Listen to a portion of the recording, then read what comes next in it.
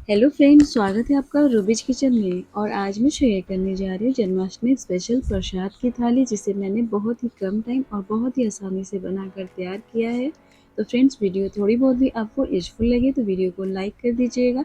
साथ ही मेरे चैनल पे पहली बार आए हैं तो चैनल को भी सब्सक्राइब कर लीजिएगा। लाइक के साथ ही हाइप का भी ऑप्शन आता है, जिसका कोई भी चार्ज नहीं है, तो आप उसे भी करके हमें आगे बढ़ने में सपोर्ट कर सकते हैं। तो शुरू करते हैं जन्माष्टमी स्पेशल प्रसाद की थाली बनाना। तो सबसे पहले हम बनाएंगे धनिया पंजीरी। इसे बनाने के लिए लिया है मैंने 2 बड़े चम्मच साबुत धनिया, और इसे मैंने पहले से ही साफ़ कर लिया है। साफ़ करने का मतलब इसमें कई बार थोड़े बहुत मोटे कण या जो सूखे घास फूस हो जाते हैं ना, इनके साथ वही आ जाते हैं, तो उन्हें पहले साफ़ कर ले प्लेट में रखकर, उसके बाद ही इसे भूनें। तो यहाँ पर मैंने हल्का सा कलर चेंज करने तक इसे भून लिया है। बहुत ही अच्छी खुशबू आ रही है। इसे अब निकाल लिया है मैंने प्लेट में, और सेम पैन में ही मैंने 1 बड़ा चम्मच घी डालकर ड्राई फ्रूट भी डाल दिया। तो यहाँ पर ड्राई फ्रूट में मैंने काजू और बादाम बीच से कटे हुए लिए हैं, 4-4 पीस दोनों ही। और यहाँ पर इन्हें हल्का सा भून लेना है। और इसके बाद यहाँ पर मैंने बीच में स्पेस बना लिया है और डाल दिया है मैंने यहाँ पर खरबूजे का बीज यानी कि मस्क मेलन, और साथ में ही डाल दिया है मैंने किशमिश। तो यहाँ पर मैंने क्वांटिटी ड्राई फ्रूट्स की बहुत ही कम रखी है। क्वांटिटी अगर आप ज़्यादा मात्रा में बना रहे हो पंजीरी, तो उसी हिसाब से ड्राई फ्रूट की क्वांटिटी आप बढ़ा सकते हैं। और यहाँ पर मैंने स्लाइस में कटे हुए सूखे नारियल को भी डाल दिया है। हल्का सा बस सभी चीज़ों को एक साथ आप भून लेंगे। ड्राई फ्रूट भूनने के बाद प्लेट में निकाल लिया है, और सेम पैन में ही डाल दिया मैंने मखाना। तो मखाने को भी क्रिस्पी होने तक भून लेना है, ज़्यादा टाइम इसमें भी नहीं लगता है भूनने में। मखाना भी अच्छे से भून चुका है। हाथों में लेकर इसे तोड़ के देखें, अगर ये आसानी से टूट रहे हैं और क्रिस्पी लग रहे हैं तो इसे आप निकाल लें। तो यहाँ पर मैंने इसे अब एक प्लेट में निकाल लिया है। और अब भुनी हुई धनिया को दरदरा पीस लेंगे। तो यहाँ पर दरदरा ही पीसेंगे, अगर एकदम से फाइन करेंगे तो वो टेक्सचर और फ्लेवर अच्छा उतना नहीं आएगा जितना दरदरा पीसने पर आता है। और अब भून कर जितने भी हमने ड्राई फ्रूट्स और नट्स रखे हैं ना, तो उसे यहीं पर ऐड कर देना है।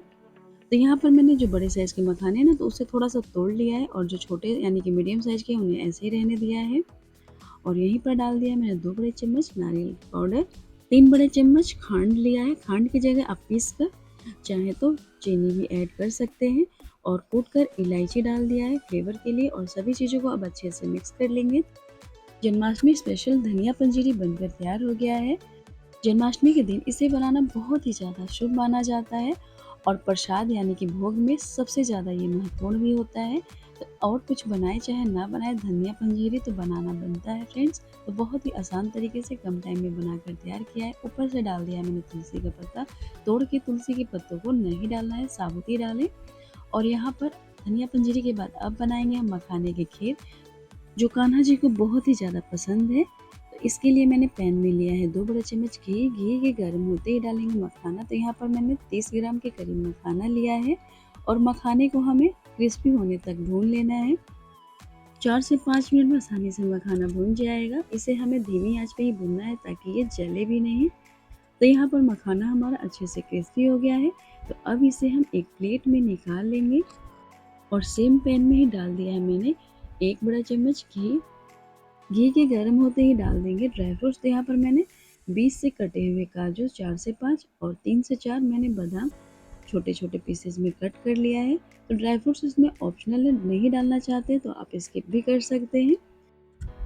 तो काजू बादाम अच्छे से भून चुका है, तो बीच में थोड़ा सा स्पेस बनाकर मैंने 6 से 7 किशमिश में डालकर हल्का भून लिया है। और अब इन्हें निकाल लेंगे, और सेम पैन में ही डाल दिया है मैंने आधा लीटर दूध। और दूध हमारा जब तक उबल रहा है ना, तब तक हम एक और तैयारी कर लेते हैं। तो यहाँ पर मैंने मखाने लिए थे ना जो भूनकर, तो उसमें से मैंने एक हिस्सा निकाल लिया है। तो इसे हमें दरदरा पीस लेना है। थोड़ा सा जो मखाना है उसे हम अगर पीस कर ऐड करेंगे, तो उससे खीर की जो कंसिस्टेंसी है वो थोड़ी सी थिक रहेगी, बिल्कुल रबड़ीदार जैसी। तो यहाँ पर मैंने एक हिस्सा निकाल लिया और बाकी का रख दिया है, और इसे दरदरा पीस लिया है मैंने। और अब चलते हैं गैस की तरफ। तो दूध भी अच्छे से उबल चुका है। 1 मिनट अच्छे से उबलते हुए इसे मैंने पका लिया है, और एक बार इसे चला लेंगे। तो अब इसमें हम डाल देंगे जो हमने पीस कर रखा है ना मखाना, उसे ही। तो 2 से 3 मिनट पहले पीसे हुए मखाने को अच्छे से दूध में पका लेना है। इस मखाने की खीर को आप कान्हा जी के भोग के अलावा ऐसे भी बनाकर खा सकते हैं। बहुत ही ज़्यादा हेल्दी होता है, और छोटे बच्चों को जो 6 महीने से ऊपर है ना, उन्हें भी बनाकर दे सकते हैं। अगर आप छोटे बच्चों के लिए बना रहे हैं तो जितने भी मखाना है सभी को दरदरा पीस कर ही यूज करें खीर बनाने के लिए। और यहाँ पर 2 मिनट अच्छे से पकाने के बाद अब जो साबुत मखाने हैं ना, उसे भी डाल देना है। और डालने के बाद इसे हमें 8 से 10 मिनट अच्छे से पका लेना है मखाने, ताकि नरम, सॉफ्ट और खिले-खिले हो जाएँ। तो इसके लिए मैंने फ्लेम को लो कर दिया है। लो फ्लेम पे ही इसे हमें अच्छे से पकाना है, क्योंकि कई बार क्या होता है कि ऊपर-ऊपर से ये पक जाएगा लेकिन अंदर से ये थोड़ा-सा कच्चा रहने की वजह से चोई-चोई यानी कि रबड़ी जैसा रहेगा। लेकिन जब इसे अच्छे से पका लेंगे तो ये बहुत ही ज़्यादा सॉफ्ट खिला-खिला बनकर तैयार होता है। 6 मिनट हो चुके हैं मुझे पकाते हुए मखाने को। और अब यहीं पर हम क्या करेंगे कि मीठे के लिए डाल देंगे चीनी। 3 बड़ा चम्मच के करीब मैंने चीनी डाला है। मीठे की क्वांटिटी आप अपने हिसाब से रख सकते हैं, कम या ज़्यादा। और इलायची पाउडर भी साथ में डाल दिया है। वैसे खीर जो साबूदाने का होता है या मखाने का, वो हल्का ही मीठा अच्छा लगता है। और यहीं पर डाल देंगे ड्राई फ्रूट जो हमने फ्राई करके रखे हुए हैं। तो यहाँ पर अब डालने के बाद इसे 2 से 3 मिनट और पका लेना है, ताकि ड्राई फ्रूट भी हमारे थोड़ा सा सॉफ्ट हो जाए। तो सभी चीज़ें अच्छे से अब पक चुकी हैं। तो अब हम फ्लेम को ऑफ कर देंगे। ठंडा होने के बाद ये थोड़ा सा और भी गाढ़ा होगा फ्रेंड। अभी ये गर्म है तो इसीलिए थोड़ा पतला लग रहा है। थोड़ा सा मैंने नॉर्मल होने के बाद इसे बाउल में निकाल लिया है और आप देख सकते हैं कंसिस्टेंसी इसकी। और ऊपर से डाल देंगे तुलसी पत्ता, जो कि कान्हा जी को बहुत ही ज़्यादा पसंद है। और अब बनाएंगे पंचामृत। तो इसे बनाने के लिए लिया है मैंने आधा कप कच्चा गाय का दूध, और ये गाय के दूध से ही बनता है। डाल दिया था साथ में ही 2 बड़ा चम्मच चीनी और अच्छे से मिक्स कर लिया है। पिसी हुई चीनी भी ले सकते हैं आप चीनी की जगह। और यहीं पर मैंने 2 बड़ा चम्मच ही डाल दिया है दही। दही यहाँ पर ताजी ले, उबला हुआ या गर्म किया हुआ दूध से नहीं बनाया जाता है पंचामृत, हमेशा कच्चा ही दूध का यूज किया जाता है। और यहीं पर अब डाल देंगे शहद। तो 1 बड़ा चम्मच शहद मिक्स कर लेंगे। और यहाँ पर मैंने 1 बड़ा चम्मच गंगा जल, और यहीं पर डाल दिया है मैंने 1 बड़ा चम्मच गाय का घी। और साथ में ही मैंने पहले से ही कट करके रखा हुआ है ड्राई फ्रूट्स, तो इसे भी हम डाल देंगे। तो यहाँ पर मैंने काजू, बादाम, किशमिश, मखाना और सूखे नारियल को बारीक कट करके लिया है। तो मेन जो पंचामृत बनाया जाता है वो दूध, दही, घी, शहद और चीनी से। बाकी ड्राई फ्रूट इसमें ऑप्शनल है, आप डालना चाहें तो डालें, नहीं तो आप इसे स्किप भी कर सकते हैं। और ऊपर से डाल दिया मैंने तुलसी पत्ता। पंचामृत में जो दूध, दही और घी यूज किया जाता है वो गाय का ही होता है, तो कोशिश कीजिएगा कि गाय का ही ले। सभी चीज़ों को अच्छे से मिक्स करने के बाद 1 घंटे के लिए रख दें। उसके बाद इसे भोग में चढ़ाएं। तो और अब चलते हैं कान्हा जी का सबसे पसंदीदा भोग, माखन मिश्री। तो इसे बनाने के लिए लिया है मैंने 2 दिन की गाय की ऊपर से उतारी हुई फ्रेश मलाई। तो जो दूध हम उबाल कर रख देते हैं ऊपर जम जाती है ना, तो उसी की मलाई का यहाँ पर मैं यूज कर रही हूँ। और आप चाहें तो इसकी जगह गाय का घी का भी यूज कर सकते हैं। गाय का घी लेकर सेम इसी तरीके से बर्फ के टुकड़े डालकर मसल लें, तो उसके बाद माखन आसानी से बन जाएगा। लेकिन मेरे पास गाय का मलाई था तो मैंने उसी का यूज किया है। पहले मैंने आइस क्यूब डालकर विस्कर से अच्छे से मैंने मिक्स कर लिया है। एक सार करने के बाद इलेक्ट्रिक बीटर से इसे बीट कर लिया है। तो देख सकते हैं इस तरीके से जो हमारा माखन है वो बहुत ही ज़्यादा क्वांटिटी में निकलता है। और आपके पास अगर इलेक्ट्रिक बीटर ना हो तो आप चाहे तो मिक्सी के जार में भी डालकर इसे मिक्स कर लेंगे, तो आसानी से माखन बनकर तैयार हो जाएगा। तो यहाँ पर हमारा माखन बनकर तैयार हो गया, देख सकते हैं। इलेक्ट्रिक बीटर से अच्छे से बीट करने के बाद मैंने ऊपर से ठंडा पानी डाल दिया था, जिससे ये माखन अलग हो गया है और पानी अलग हो चुका है। और अब इस माखन में डाल देंगे थोड़ा सा मिश्री, अच्छे से मिक्स कर लेंगे। और मिक्स करने के बाद थोड़ा सा ऊपर से मैंने और मिश्री डाल दिया है। और इस तरीके से ऊपर से केसर वाला दूध बारीक कट करके 1 से 2 पिस्ता और ऊपर से तुलसी। तो हमारा ये माखन मिश्री बनकर तैयार हो गया है। और अब बनाएंगे कान्हा जी का प्रिय मेवे से बने बहुत ही ज़्यादा कम घी में हेल्दी लड्डू की रेसिपी। और इस लड्डू को आप चाहें तो एक बार बनाकर स्टोर करके भी रख लें। और अगर आप लड्डू जी की सेवा करते हैं तो उन्हें डेली डेली भोग लगाने के लिए भी आप इसका यूज कर सकते हैं। तो इस लड्डू को बनाने के लिए लिया है मैंने कढ़ाई में घी। घी के गर्म होते ही डालेंगे यहाँ पर गोंद। तो गोंद मैंने यहाँ पर छोटी साइज वाला लिया है और ये 2 बड़े चम्मच है। तो इसे हमें इस तरीके से थोड़ा थोड़ा करके ही डालना है। एक बार में जितना आए घी में ना उतना ही डालना है, ज़्यादा डाल देंगे तो फिर ये अंदर से कच्चा रह जाएगा। तो गोंद इसमें ऑप्शनल है, अगर आप नहीं डालना चाहते तो केवल मेवे मतलब ये सूखे जो ड्राई फ्रूट्स है ना, उससे भी बना सकते हैं इस लड्डू को। गोंद को हमें क्रिस्पी होने तक फ्राई कर लेना है। गोंद को 2 बैच में डालकर मैंने अच्छे से फ्राई कर लिया हुआ है और बचे हुए घी में ही डाल दिया है मैंने ड्राई फ्रूट। तो ड्राई फ्रूट में यहाँ पर मैंने काजू और बादाम लिया है, लगभग 2-2 चम्मच के करीब है ये। ड्राई फ्रूट को भूनकर ऐड करने से लड्डू की जो शेल्फ लाइफ है वो बढ़ जाएगी। ड्राई फ्रूट यहाँ पर और भी आप अपनी पसंद की ले सकते हैं, जैसे कि अखरोट हो गया, चिरौंजी हो गया। तो यहाँ पर इसे अब निकाल लेते हैं। देख सकते हैं हल्का सा कलर बस चेंज किया है मैंने इसका। और अब बचे हुए घी में ही डाल देंगे किशमिश। तो यहाँ पर मैंने 20 से 25 किशमिश भी डालकर अच्छे से इसे भून लिया है। तो किशमिश बहुत ही जल्दी भून जाता है, फ्लेम लो करके ही इसे भूनेंगे। तो अब इसे भी हम निकाल लेते हैं।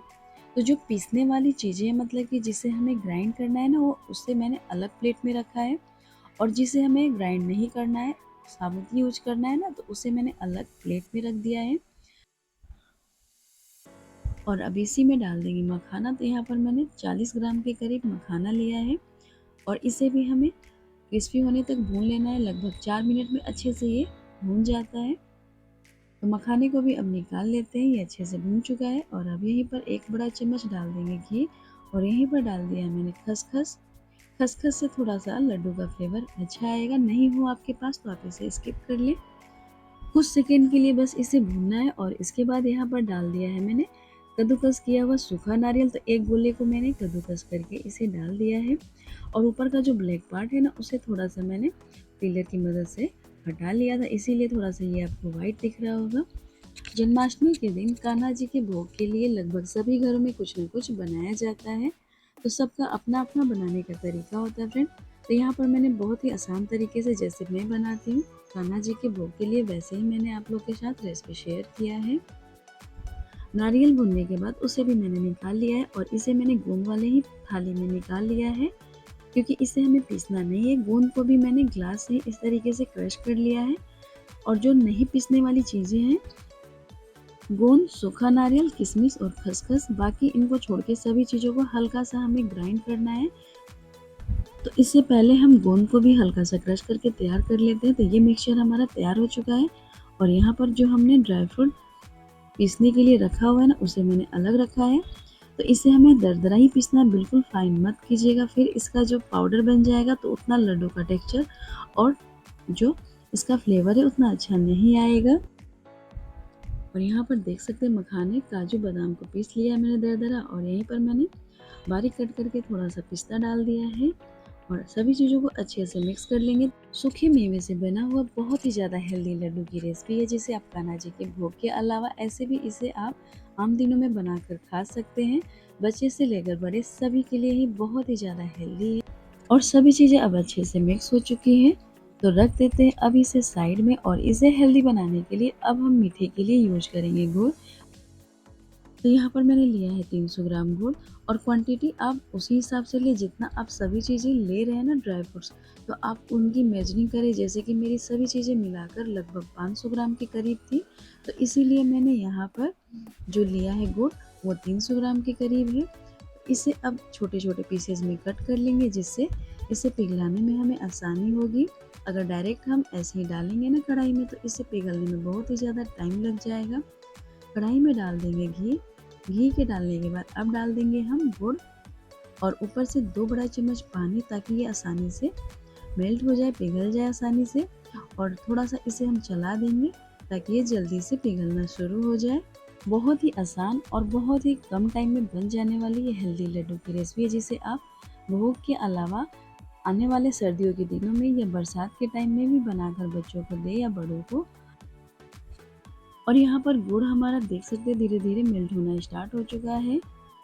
तो यहाँ पर आप पूरी तरीके से देख सकते हैं गुड़ अच्छे से मेल्ट हो चुका है और थोड़े बहुत जो चंक्स है ना, तो उससे स्पैचुला से इस तरीके से दबा दबा कर थोड़ा सा मैश कर लेंगे, ताकि आसानी से ये मेल्ट हो जाए। तो यहाँ पर गुड़ एक बार बस हमें पिघला लेना है, इसे हमें पकाना नहीं है। एक तार या 2 तार की कोई भी हमें चाशनी बनाना नहीं है। जब इस तरीके से एक भी इसमें बड़े चंक्स नहीं रहे, अच्छे से ये मेल्ट हो जाए गर्म होकर, तो अब इसमें हमें डाल देना है जो हमने पाउडर रेडी किया है ना। तो यहीं पर डालने के बाद इसे हमें 3 से 4 मिनट लो फ्लेम पे अच्छे से मिक्स करते हुए पका लेना है। फ्लेम को लो करके ही अच्छे से सभी चीज़ों को मिक्स करेंगे ताकि गुड़ भी अच्छे से पक जाए, जिससे हमारा लड्डू की शेल्फ लाइफ बढ़ जाए। गुड़ अच्छे से जब पकेगा तो इसकी शेल्फ लाइफ अच्छी रहेगी। अगर गुड़ अच्छे से नहीं पका रहेगा तो ये जल्दी ही खराब होना शुरू हो जाएगा। तो यहाँ पर 3 मिनट अच्छे से मैंने मिक्स करते हुए पका लिया है। गुड़ अच्छे से पक चुका है। कैसे पता चल रहा है कि देख सकते हैं कढ़ाई से ये बिल्कुल भी अब नहीं चिपक रहा है। तो बस अब हम फ्लेम को ऑफ कर देते हैं और इसे अभी कंटिन्यू चलाते रहना। अभी छोड़ देंगे एकदम से तो कढ़ाई गर्म है, नीचे से ये एकदम से चिपकना शुरू हो जाएगी। तो अब बस इसे अब निकाल लेते हैं थोड़ा सा प्लेट में ताकि ये जल्दी से ठंडा हो जाए और हम इसकी फटाफट लड्डू बनाएंगे। तो इस मिक्सचर को हमें पूरी तरीके से ठंडा नहीं करना है, हल्का सा जब हाथ से छूने लायक रहे उतना ही भर इसे करना है। एकदम से अगर आप ठंडा कर देंगे तो फिर इसके लड्डू आसानी से नहीं बनेंगे। तो यहाँ पर जब ये हाथ से छूने लायक हो गया था तो ऊपर से अब इसमें डाल दिया है मैंने स्लाइस में कटे हुए सूखे नारियल और अब इसे अच्छे से थोड़ा सा मिक्स कर लेंगे। अभी भी ये थोड़ा सा गर्म है, मतलब इतना है कि ये हाथ से छूने लायक है। तो इसे गर्म में ही हल्के इस तरीके से मिक्स कर लेंगे। और जब आप लड्डू बांध रहे हो तो अगर आपको ऐसा लगे कि लड्डू आसानी से नहीं बंध रहा है तो इसका मतलब कि आपका मिक्सचर ठंडा हो चुका है। तो आप वापस से इसे कढ़ाई में डालकर हल्का गरम कर लें और गरम करेंगे ना वापस से तो फिर जब बांधेंगे तो ये आसानी से बन जाएंगे। तो मिक्स करने के बाद अच्छे से मिक्सचर को इस तरीके से थपथपा देंगे, मतलब कि एक तरफ से इस तरीके से दबा देंगे जिससे मिक्सचर जल्दी ठंडा ना हो। नहीं तो एकदम से अगर ये ठंडा हो जाएगा तो लड्डू थोड़ा सा बांधने में दिक्कत होगा। तो यहाँ पर अभी से थपकी लगाने के बाद थोड़े थोड़े इस तरीके से पोर्शन निकाल लेंगे और इस तरीके से जैसे हम नॉर्मल लड्डू बनाते हैं ना सेम उसी तरीके से इसे बना लेंगे। बहुत ही आसान है फ्रेंड्स इसे बनाना। इस लड्डू को एक बार बनाकर महीने भर तक के लिए स्टोर करके भी रख सकते हैं किसी भी एयरटाइट कंटेनर बॉक्स में। और इसे फ्रिज में नहीं रखें, फ्रिज के बाहर ही इसे आप आराम से 1 महीने तक स्टोर करके रख सकते हैं। तो कान्हा जी का हमारा भोग के लिए लड्डू बनकर तैयार हो गया है मेवे वाला। तो फ्रेंड्स इस लड्डू को देख सकते हैं, तोड़ के भी दिखा रही हूँ कितनी ज़्यादा नरम सॉफ्ट बहुत ही ज़्यादा क्रिस्पी है। इसे आप ऐसे भी बनाकर खाएं। और अब जितने भी कान्हा जी के भोग के लिए हमने प्रसाद बनाए हैं तो सबकी हम एक साथ प्लेटिंग करेंगे। तो ये हमारा मेवा लड्डू और ये हमारा धनिया पंजीरी और साथ में जो हमने मखाने की खीर बनाई है, पंचामृत और कान्हा जी का सबसे पसंदीदा माखन मिश्री। तो फ्रेंड्स मेरी वीडियो थोड़ी बहुत भी आपको यूजफुल लगी हो तो वीडियो को लाइक कर दीजिएगा और अपना कीमती समय हमारी रेसिपी और चैनल को देने के लिए बहुत बहुत धन्यवाद। और आप सभी को मेरी तरफ से जन्माष्टमी की हार्दिक शुभकामनाएं।